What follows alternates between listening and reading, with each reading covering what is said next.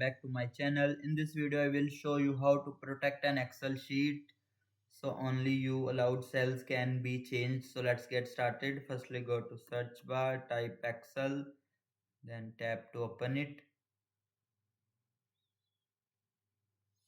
Now you can edit any of the cell.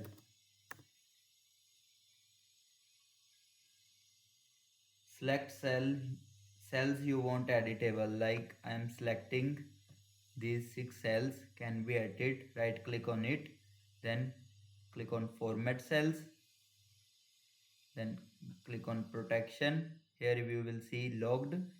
Uncheck the logged, then press OK. Now go to review tab. Here you will see protect sheet. Click on protect sheet. Here you will type any of the password, then OK. Re-enter the password, again press OK. Now you will see all the cells you cannot change. Instead of these 6 you can change these cells.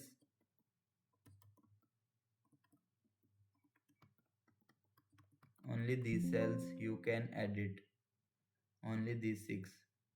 If you want to unprotect the sheet, click on unprotect sheet, then type your password, then press OK. Now you will see you can enter whatever, wherever.